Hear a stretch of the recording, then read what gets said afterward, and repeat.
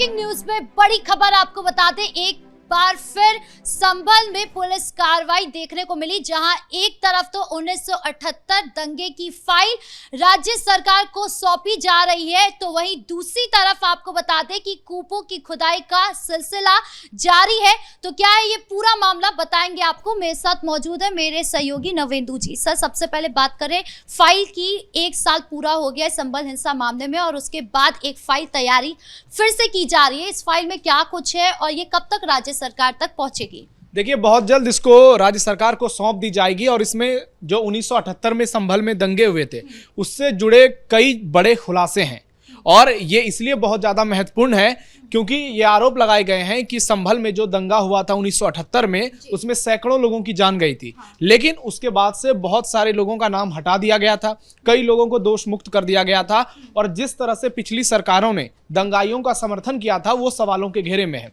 लेकिन अभी जो बड़ा एक्शन वहां देखने को मिल रहा है उसमें कुएं की खुदाई है और ये दूसरा कुआं है जिसकी खुदाई शुरू हो चुकी है। ये जो दंगा पीड़ित हैं 1978 के, उन्होंने मांग की पुलिस प्रशासन से, उसके बाद पुलिस प्रशासन ने ये एक्शन शुरू की है और एसएसपी जो विश्नोई हैं उनकी नेतृत्व में ये खुदाई का काम शुरू किया गया है। आपको बता दें कि जो रस्तोगी परिवार है, जो पीड़ित परिवार है, उसने पुलिस से मांग की थी कि इस कुएं की खुदाई करनी बेहद जरूरी है क्योंकि उनके दादाजी को मारकर इसी कुएं में गाड़ दिया गया था, जिसके बाद पुलिस ने एक्शन लिया और इस कुएं की खुदाई का आदेश दिया। दर्शकों को बता दें कि ये कुआं जो है संभल में मुस्लिम मोहल्ले के बिल्कुल बीच में है और यहाँ से पुलिस चौकी एकदम सटा हुआ है, तो ऐसे में इसे लेकर और भी ज्यादा सवाल उठ रहे हैं और अगर मान लीजिए कि इसमें कुछ मिलता है खुदाई के दौरान तो निश्चित तौर पर बहुत सारे सवाल उठेंगे। क्यों इतने दिन तक इस मामले को किस तरह से दबा कर रखा गया? आज जब योगी आदित्यनाथ की सरकार है तो फौरन एक्शन देखने को मिल रहा है, लेकिन सवाल वही है कि 1978 में जब दंगे हुए उसके बाद से इतने दिन क्यों लग गए? क्या सरकार सोई हुई थी? योगी आदित्यनाथ ने जब यूपी की कमान संभाली उसके बाद आप देखिए कि किस तरह से ताबड़तोड़ एक्शन देखने को मिल रहा है। लेकिन अखिलेश के राज में क्या हुआ था, मुलायम के राज में क्या हुआ था? दंगाई जो है वो खुलेआम घूमते थे, चाहे वो संभल के दंगाई हो, बरेली के दंगाई हो, मुजफ्फरनगर के दंगाई हो, लेकिन अब पुलिस एक्शन ले रही है और जो पुराने पन्ने हैं उनको पलटे जा रहे हैं। और पिछली सरकार पर यह भी आरोप लग रहा है कि पीछे के रिकॉर्ड्स को मिटाने की साजिश उन लोगों ने रची थी और बहुत सारे रिकॉर्ड्स मिटा भी दिए गए हैं, लेकिन अब सीएम योगी की सरकार जब सामने आई है तो उन लोगों ने रिकॉर्ड्स को खंगालने की कोशिश करी है, सबूत को जुटा रही है और फाइल तैयार कर ली गई है। बहुत मेहनत लग रही है इसमें सारे सबूतों को जुटाने में, क्योंकि ये बात सही है क्योंकि बहुत सारे लोगों का नाम उससे हटाया गया है। ऐसे लोगों की संख्या 8 से 9 बताई जा रही है, 3 लोगों को तो दोष मुक्त ही कर दिया गया है। तो इससे ही सवाल उठ रहे हैं और आरोप किस पर लग रहे हैं? मुलायम सिंह यादव पर, अखिलेश यादव पर, और लोगों को सीधा समझ में आ रहा है कि यह मामला जो है वो तुष्टीकरण की सियासत से जुड़ा हुआ है क्योंकि 1978 में जो दंगा हुआ था उसमें हिंदुओं की जान गई थी, सैकड़ों की तादाद में हिंदुओं को मारा गया था, उनके घर जलाए गए थे, उनके दुकानें जलाई गई थी, उनके साथ लूटपाट की गई थी, बहन बेटियों के साथ दुष्कर्म किया गया था। तो उस पन्ने को पूरी तरह से अब यूपी सरकार पलट रही है और जो एक्शन संभल में देखने को मिल रहा है वो बता रहा है कि अब सरकार जो है वो आर पार के मूड में है, किसी भी दंगाई को छोड़ा नहीं जाएगा। योगी आदित्यनाथ ने कहा है कि 7 पीढ़ियों से हिसाब ऐसा लेंगे कि आने वाली 7 पीढ़ियां याद रखेगी, यानी संभल में भी अब न्याय मिलने वाला है। आपने देखा होगा कि कैसे पिछले कुछ समय में जहां जहां दंगे हुए, चाहे बरेली की बात कीजिए, मौलाना तौकीर रजा उस पर आरोप लगे, वो जेल में है। संभल में ही जो पिछले साल दंगा हुआ था 24 नवंबर को, जियाउर रहमान बर्क किसी भी वक्त गिरफ्तार हो सकते हैं, उन पर गिरफ्तारी की तलवार लटक रही है क्योंकि उन्हें मुख्य आरोपी बनाया गया है पुलिस की चार्जशीट में। तो ऐसे में अब किसी भी अपराधी का बचना जो है वो मुश्किल ही नहीं, नामुमकिन नजर आ रहा है। सर, लेकिन ये तो 1978 की बात हो गई संभल में, लेकिन अभी जो हाल में दंगा हुआ था 2024 में 24 नवंबर को, उसको लेकर क्या कुछ एक्शन हो रहा है? 1 साल पूरा हो चुका है, अभी तक उसको लेकर कोई भी फैसला सामने नहीं आया। योगी सरकार उसमें क्या कर रही है? देखिए, सरकार का जो काम है सरकार बखूबी कर रही है। मामला अदालत में है, अब अदालत में तय प्रक्रिया के हिसाब से सुनवाई हो रही है और जैसे जैसे सुनवाई आगे बढ़ रही है मामले में नए नए खुलासे हो रहे हैं और अब ये अदालत को तय करना है कि संभल सांसद जियाउर रहमान बर्क के साथ आगे क्या होगा। जियाउर रहमान बर्क से पूछताछ भी हो चुकी है इस मामले में और जितने आरोपी इसमें बनाए गए हैं सब कुछ कोर्ट के सामने है। कई चैट्स वायरल हुए थे, वो सब भी कोर्ट ने देखा है।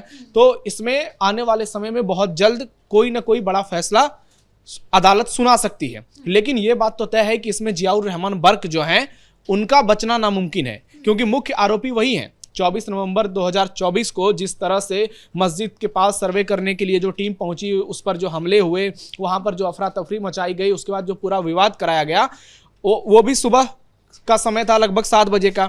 और 7 बजे सुबह जब हजारों लोग इकट्ठा होते हैं, व्हाट्सएप चैट वायरल किए जाते हैं, तो बहुत सारे सवाल उठते हैं। तो ऐसे में संभल सांसद की भूमिका इसमें जो है वो पुलिस ने तय कर दी है। अब जैसे जैसे मामला न्यायालय में आगे बढ़ता जाएगा, इस पर जो है आप कहें कि फैसला आने की संभावना बढ़ती जाएगी और बहुत जल्द इस पर फैसला भी आ सकता है, जिसको लेकर कोर्ट में तेजी से कार्रवाई चल रही है। संभल हिंसा मामले में हमने देखा कि ये दूसरी बार फाइल तैयार की जा रही है। इससे पहले जब फाइल खुली थी तब डेमोग्राफिक चेंज को लेकर मुद्दा उठा था कि डेमोग्राफी बहुत तेजी से बदली है। अब दूसरी फाइल जब खुलेगी, इसमें कौन सा बड़ा राज सामने आ सकता है और किसकी मुश्किलें बढ़ सकती हैं? देखिए, जो पहली फाइल खुली थी उससे ही जुड़े बहुत सारे राज इसमें शामिल होंगे, क्योंकि 1978 के दंगे के बाद ही संभल से हिंदुओं का पलायन शुरू हुआ था। वहां से हिंदुओं को जबरदस्ती भगाया गया था, इतना मजबूर किया गया था कि हिंदू जो हैं, कुछ हिंदू घर छोड़ने को मजबूर हो गए थे और कुछ हिंदुओं को जानबूझकर मार पीट कर वहां से भगाया गया था। तो वही चीजों का खुलासा उन फाइलों में हुआ था। आप देखिए कि जिस तरह से डेमोग्राफी चेंज का जिक्र किया गया, कैसे संभल शहर की आबादी जो है वो अचानक से पिछले 35-40 सालों में बदल गई। मुसलमानों की संख्या 80 से 85% तक हो गई और हिंदू लगभग गायब ही हो गए। तो इसके बाद बहुत सारे सवाल उठे हैं और योगी आदित्यनाथ और उनकी सरकार पूरी चुस्ती और मुस्तैदी के साथ इस मामले पर पैनी नजर गड़ाए बैठी है। और अब ये दूसरी फाइल की बारी है, जिसको लेकर प्रशासन पूरी तरह से अलर्ट है और शासन को ये सौंपने की पूरी तैयारी है। इसमें बहुत सारे राज उसके खुलासे होंगे और जब सच सामने आएंगे तो निश्चित तौर पर अदालत को भी फैसला देने में और आसानी होगी। हो सकता है इसमें कई और नाम सामने आ जाएं, हो सकता है कई चौंकाने वाले खुलासे सामने आ जाएं, कई ऐसे लोगों के नाम सामने आएंगे जिनका ना आज तक जिनके ऊपर केस दर्ज किया गया होगा, ना जिनके ऊपर कोई कार्रवाई की गई होगी। और इसके तार जो हैं बड़े बड़े मौलवी मौलानाओं से भी जुड़े निकल सकते हैं।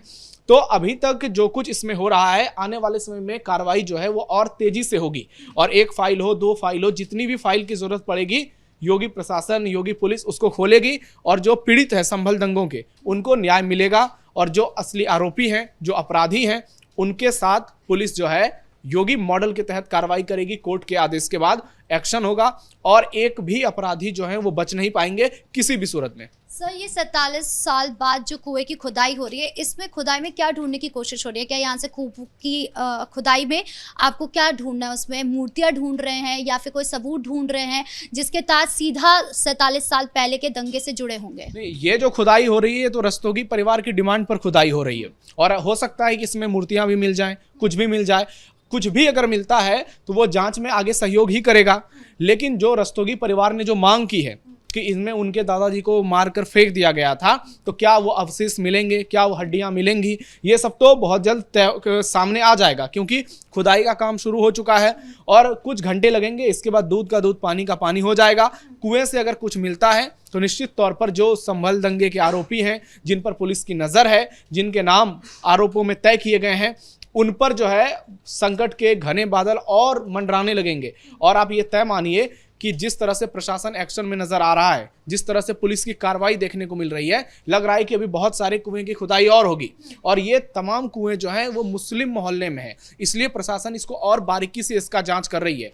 क्योंकि जो दंगे हुए थे 1978 में संभल में, मुस्लिम मोहल्लों से षड्यंत्र रची गई थी और बहुत सारी ऐसी चीज़ों का खुलासा हुआ है जो कि फाइलों में उसका जिक्र किया गया है। तो जैसे ही कुएं की खुदाई में और कुछ चीज़ निकलकर सामने आएगी तो इसके बाद हो सकता है कि पुलिस जो है और कुएं की खुदाई का आदेश देगी, इस केस में नए एंगल से जांच करेगी और उसके बाद फिर बहुत सारी चीज़ों का पता चलेगा और फिर सच्चाई सबके सामने आएगी। सर, एक तरफ जहां पर संभल दंगे की बात हो रही है तो वहीं दूसरी तरफ विकास की भी बात हो रही है। हम देख रहे हैं कि जो लोग पहले बाहर निकलने से डर रहे थे, अब उनको ये एहसास दिलाया जा रहा है कि आप सेफ हैं, आप शाम में भी बाहर निकल सकते हैं, कोई दिक्कत नहीं होगी, कोई दंगा नहीं होगा। तो ये जो चेंज आया है दंगे से लेकर बाहर निकलने का, विकास का, उसको लेकर सीएम योगी की बहुत सराहना हो रही है। निश्चित तौर पर आप देखिए कि संभल में आज़ादी के बाद पहली बार रामनवमी की शोभा यात्रा निकाली गई और हिंदू जिस उत्साह के साथ सड़कों पर उतरे, जय श्री राम के जो नारे लगे, अपने आप में वो बताने के लिए काफ़ी था कि योगी आदित्यनाथ के शासन में और और अखिलेश और पहले की सरकारों में क्या अंतर था।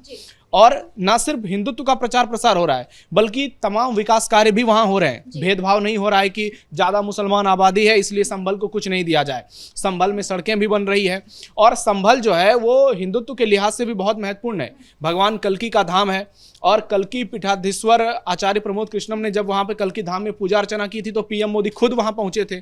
तो योगी आदित्यनाथ का जो विकास कार्य है वो भेदभाव नहीं करते हैं। वो अयोध्या को भी उसी नज़र से देखते हैं, संभल को भी उसी नज़र से देखते हैं, काशी मथुरा को भी उसी नज़र से देखते हैं और सरकारी योजनाओं का लाभ सारे जगहों पर लोगों को दिया जाता है।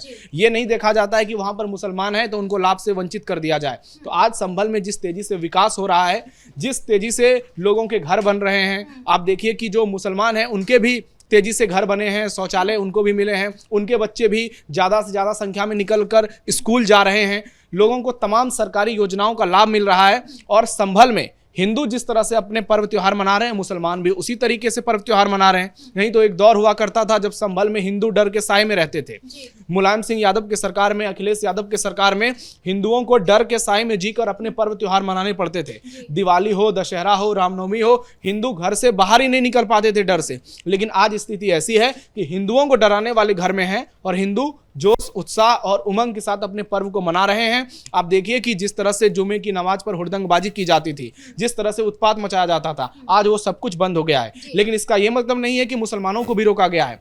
मुसलमान भी शुक्रवार को जुमे की नमाज अदा कर रहे हैं, अपना ईद, बकरीद, मुहर्रम हर त्योहार मना रहे हैं। यानी हिंदू और मुसलमान में कोई अंतर नहीं किया जा रहा है। सरकारी योजनाओं का भी लाभ सबको दिया जा रहा है, विकास से हर किसी को जोड़ा जा रहा है। लेकिन जो तुष्टीकरण के नाम पर सियासत करते रहे हैं, जो तुष्टीकरण के नाम पर दंगे भड़काते रहे हैं, अब उनके लिए कोई स्कोप संभल में नहीं बचा है, क्योंकि अब बुलडोजर एक्शन देखने को मिल रहा है, एनकाउंटर देखने को मिल रहा है। और संभल में तो इतनी ज्यादा बुलडोजर कार्रवाई हुई है कि जो मौलवी मौलाना हैं, जो कट्टरपंथी हैं, उनके तो होश उड़े हुए हैं, चाहे वो जियाउर रहमान बर्ग के गुर्गे हों या फिर दूसरे और दंगाई। आज संभल की स्थिति ऐसी है कि संभल में आप किसी भी वक्त जा सकते हैं, कहीं भी घूम सकते हैं और कोई आपको टच भी नहीं कर सकता है। यानी संभल की तस्वीर बदल रही है। जी, इस मुद्दे पर ज्यादा जानकारियों के लिए आपका बहुत बहुत धन्यवाद। तो कुल मिलाकर एक तरफ जहां पर संभल में एक्शन हो रहा है, लगातार हम देख रहे हैं कि खुदाई हो रही है, बुलडोजर चल रहा है, तो वही दूसरी तरफ विकास की भी बात हो रही है। योगी सरकार ये सुनिश्चित कर रही है कि जिनको भी न्याय नहीं मिला उनको न्याय मिले और दूसरी तरफ एक्शन भी लगातार हो ताकि संभल में से संवेदनशील शब्द बाहर हो जाए।